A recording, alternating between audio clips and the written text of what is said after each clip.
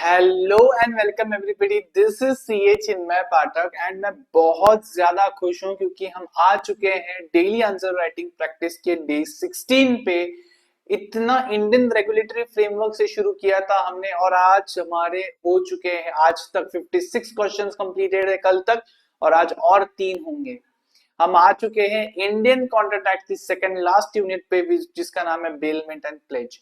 जिन लोगों ने इसके पहले नहीं लिखा है वो आज भी बैठ के अगर लिखना शुरू करेंगे कोई इशू नहीं है। जो लोग पहले से स्टार्ट कर रहे हैं अपना चैप्टर को पढ़िए।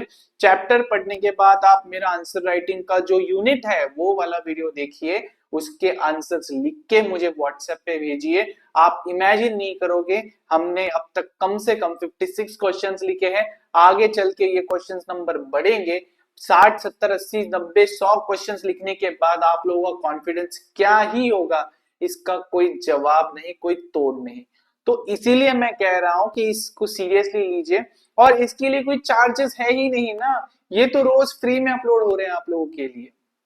तो प्लीज सीरियसली लेके लिखना शुरू कीजिए। जब भी आपका प्रिपरेशन कंप्लीट हो जाएगा, जब भी आप उस यूनिट को पढ़ लोगे, रिवाइज कर लोगे, इमीडिएटली इसको वीडियो को देख के आंसर राइटिंग लिखना है, शुरू करना है। तो आज मैं 3 क्वेश्चन लेके आया हूं यूनिट 8 में से, जो तीनों के तीनों केस स्टडीज है। क्या है सर? केस स्टडीज है। तो शुरू करते हैं बिना किसी भी टाइम पास के।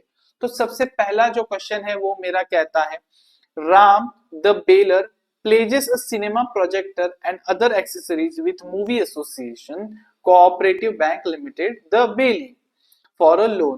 तो राम को एक बैंक से मिलने वाला है लोन, और इसके लिए वो अपना सिनेमा प्रोजेक्टर प्लस इसकी एक्सेसरीज बैंक के पास गिरवी यानी प्लेज करके रखता है। Ram requests the bank to allow the pledged goods to remain in his possession and promises to hold the same interest for the bailey and also further promises to hand over the possession of the same to the bank whenever demanded। Ram कहता है कि अगर आप ये projector मेरे से ले लोगे तो मैं काम कैसे करूंगा, क्योंकि आपसे लोन लेके तो मैं दूसरी जगह पे लगाने वाला, प्रोजेक्टर आप ले लोगे तो मेरे को वो पैसा लगाना पड़ेगा मेरे प्रोजेक्टर लेने में वापस।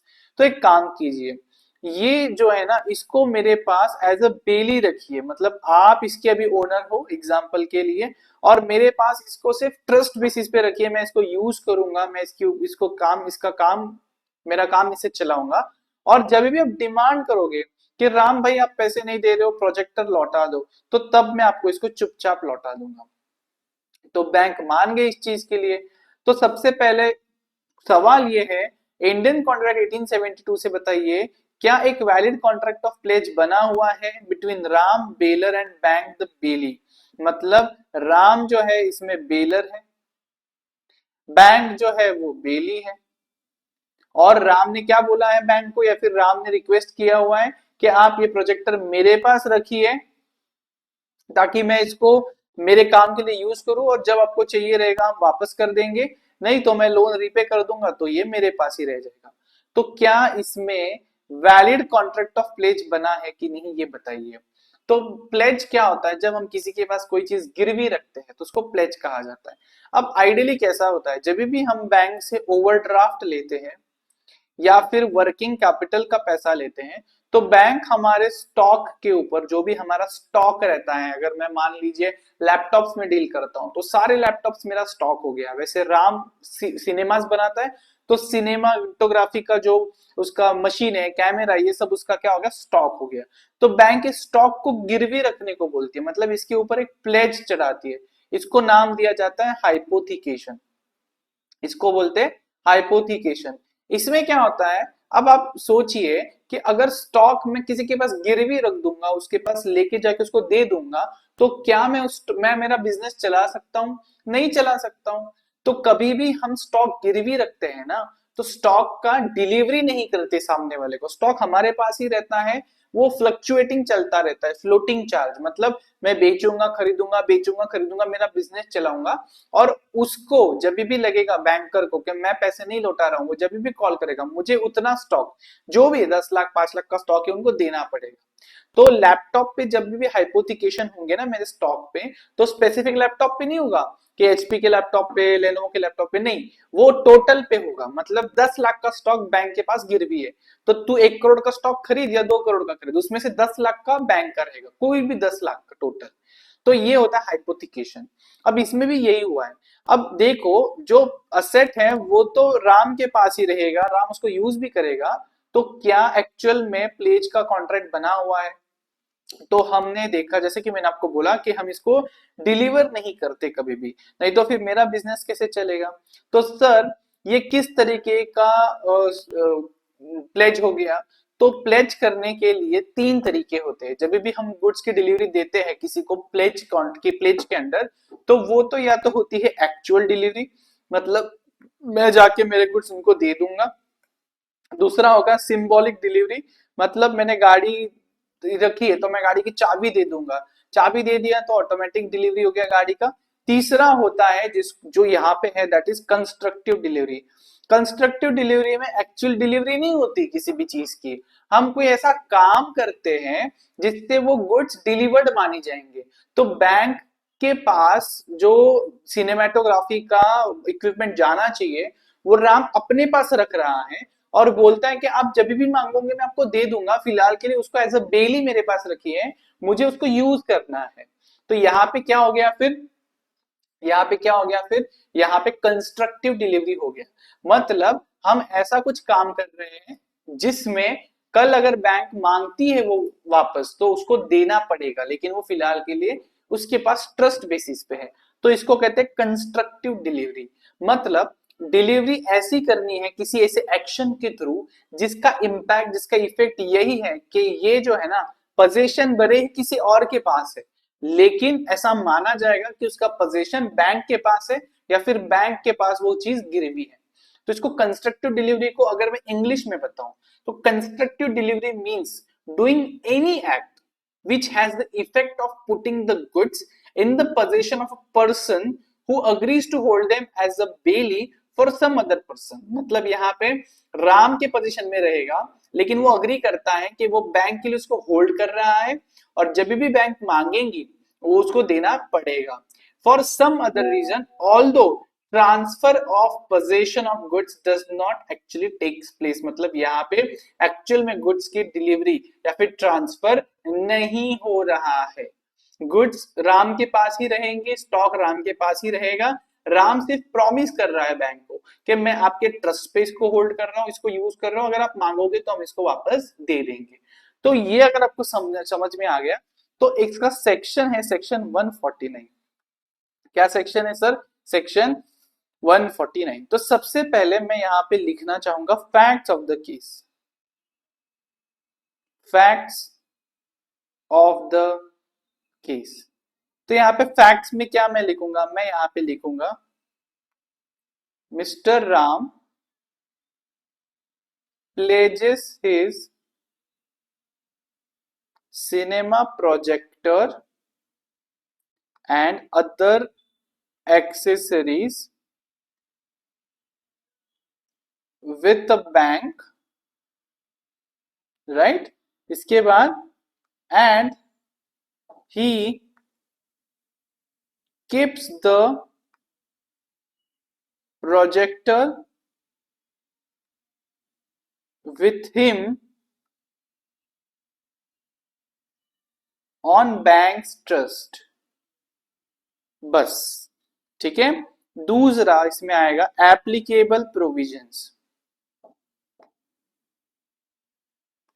तो मैंने तो आपको बोला कौन सा सेक्शन लगेगा, सेक्शन 149। तो हम लिखेंगे as per section. Sir section number लिखना मैंडेटरी है क्या? बिल्कुल भी नहीं, बिल्कुल भी नहीं, बिल्कुल भी नहीं। As per section 149 of the Indian contract act 1872, इसमें मैंने आपको 3 डिलीवरीज बताई थी, right? The goods delivery mode can be of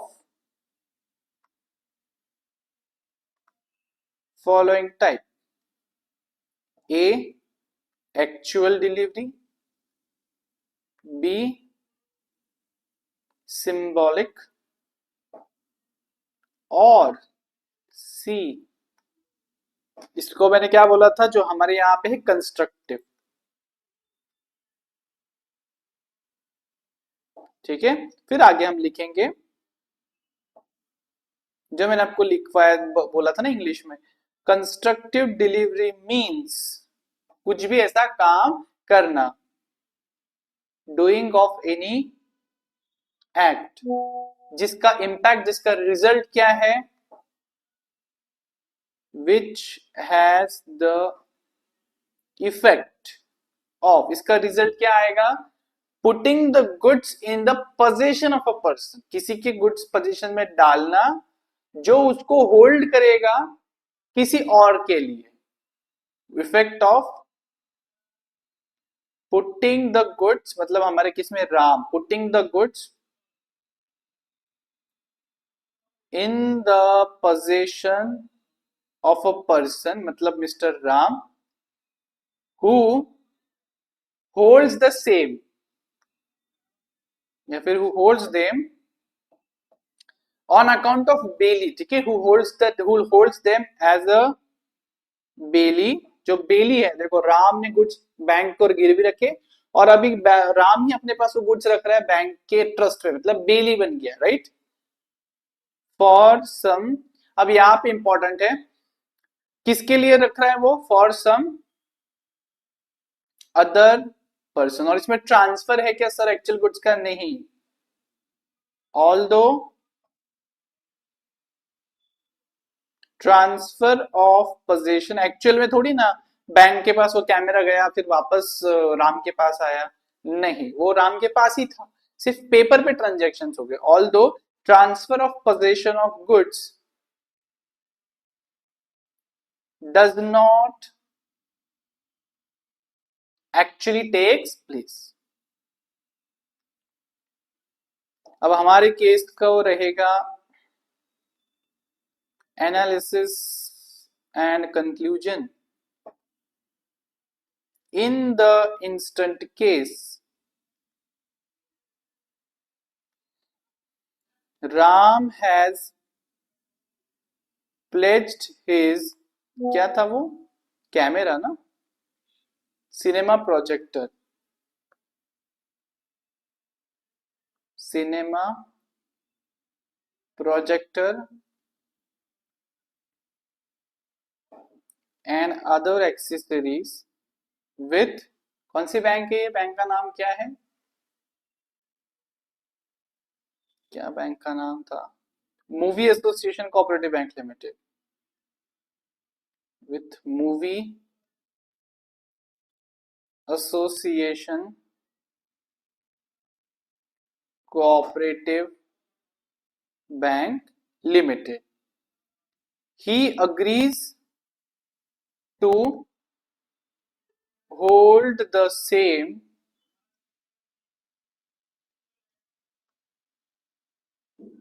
on behalf of the bank। तो यहां पे क्या हो गया है, 10 कंस्ट्रक्टिव डिलीवरी ऑफ गुड्स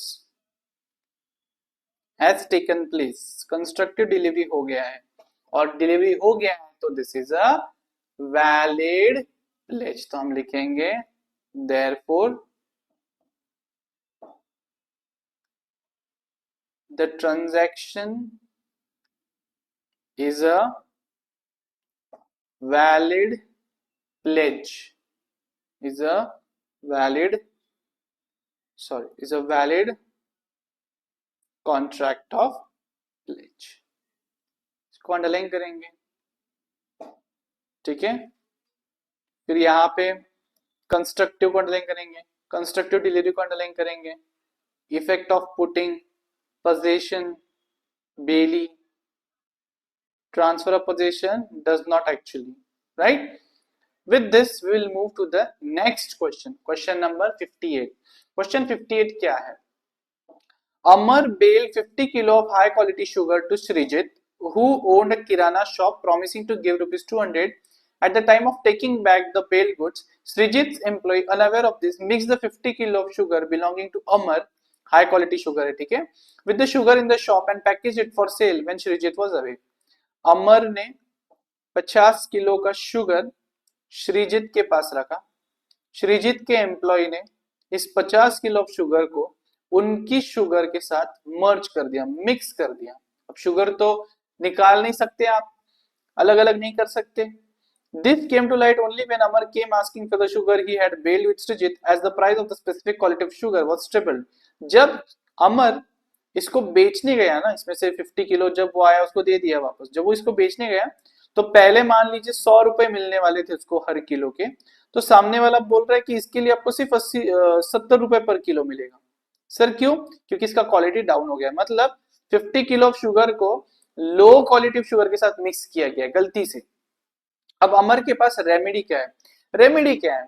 हम कहेंगे यहाँ पे कि एक सेक्शन है, सेक्शन जो इंडियन कॉन्ट्रैक्ट का सेक्शन 157, वो बोलता है कि अगर बेलर को पूछे बिना उसके गुड्स को अगर लो क्वालिटी गुड्स के साथ मिक्स कर देता है और ऐसा मिक्स करता है कि इन गुड्स को सेपरेट एंड डिलीवर बैक करना इम्पॉसिबल है. अब तो इसमें कुछ हो नहीं सकता, शुगर को हम सेपरेट नहीं कर सकते, तो जो बेलर है उसको अप्रोप्रिएट कंपेंसेशन देना चाहिए. तो इस केस में 100 का 70 भाव हो गया, तो 30 रुपए पर किलो देना पड़ेगा. किसको? सृजित को, अमर को.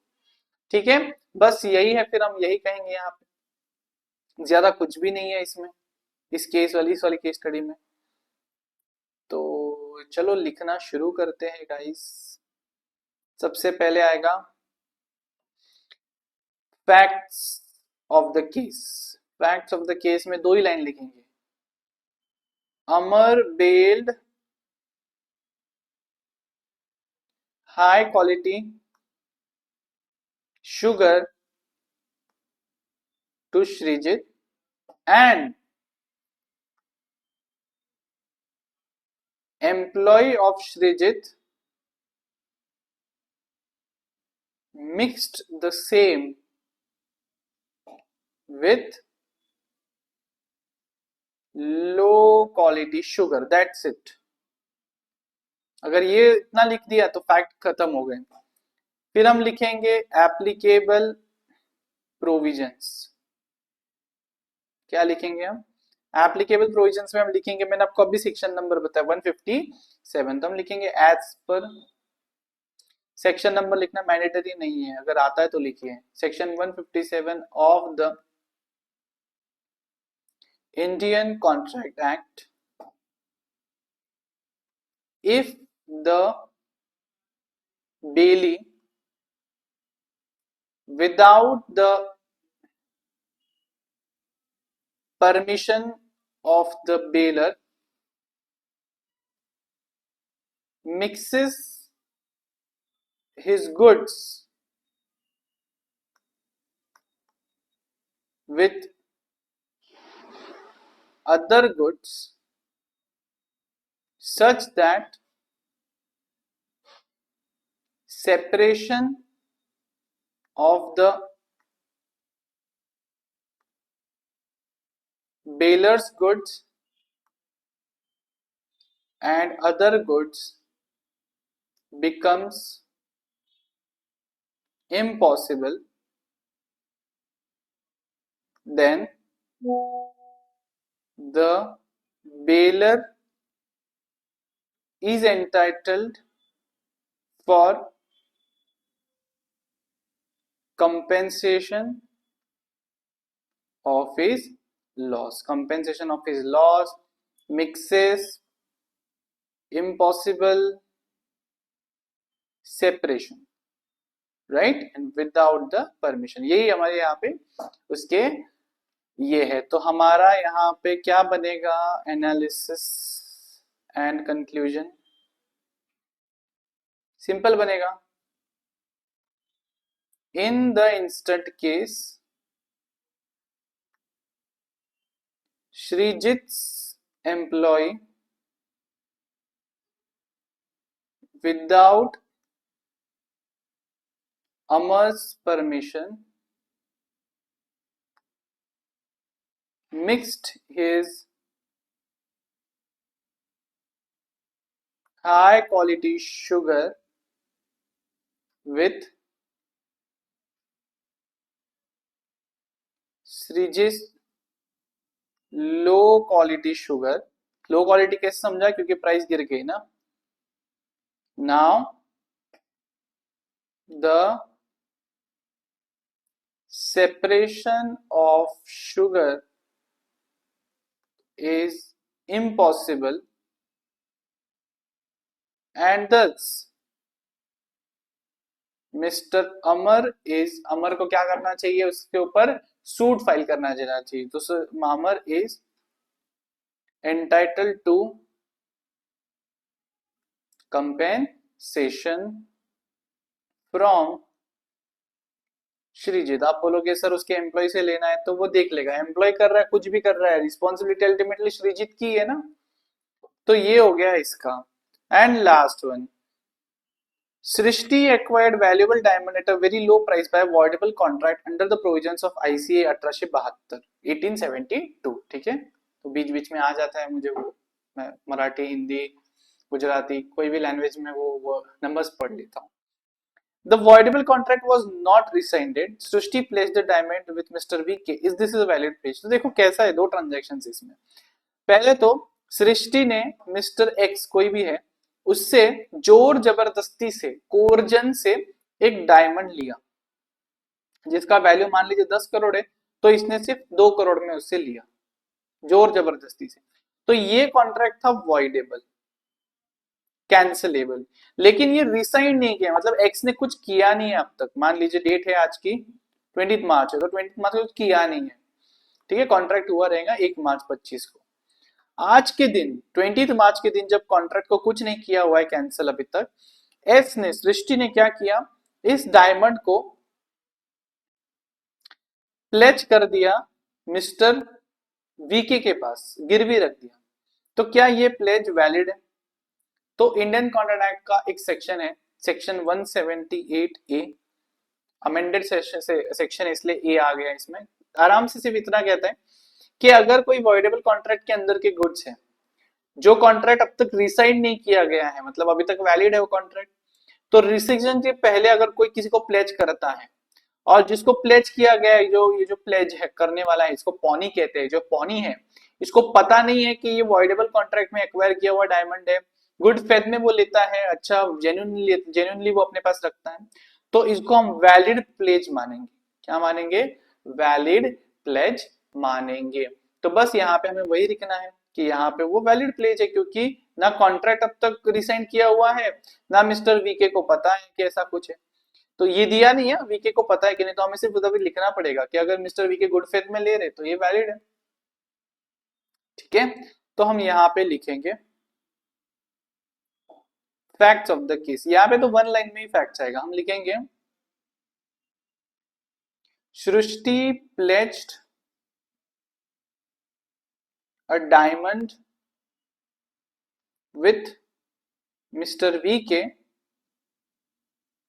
which was acquired under a voidable contract। बस इतना ही आएगा फैक्ट सर, ज्यादा नहीं लिखना है, इतना ही आएगा फैक्ट। इसके बाद हम क्या लिखेंगे इसमें, एप्लीकेबल प्रोविजंस। क्या प्रोविजंस एप्लीकेबल है मैंने अभी बताया, सेक्शन 178 ए। तो हम लिखेंगे यहाँ पे as per section 178 A of the Indian contract act 1872। इसमें क्या लिखना है हमें, 1872 के कॉन्ट्रैक्ट के एक्ट के हिसाब से सेक्शन 178 क्या कहता है, कहता है कि अगर अगर अगर अगर तो हम लिखेंगे इफ अ, तो इधर पॉनर एंड पॉनी वर्ड आता है, ठीक है। If a पॉनर has obtained possession of goods under a voidable contract. voidable contract कहाँ पे दिया हुआ है? सेक्शन 1919A में दिया हुआ है ना वो, तो हम लिख सकते हैं यहाँ पे सेक्शन 19/19A। लिखना है तो लिखिए, कोई इधर जबरदस्ती नहीं है। And further pledged it with a pawnee who has no knowledge of such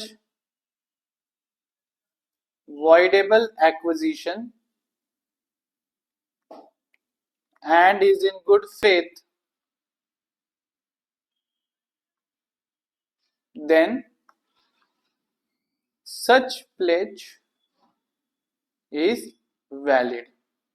ठीक है, तो हम लिखेंगे obtained possession voidable contract, पौनी को नो नॉलेज है, गुड फेथ में है, तो वैलिड है प्लेज। बस यहाँ पे आएगा सर फिर analysis and conclusion. Analysis and conclusion लिखेंगे in the instant case pawnee mister V K, तो हम यहाँ पे मानेंगे, ठीक है, तो हम लिखेंगे कि इफ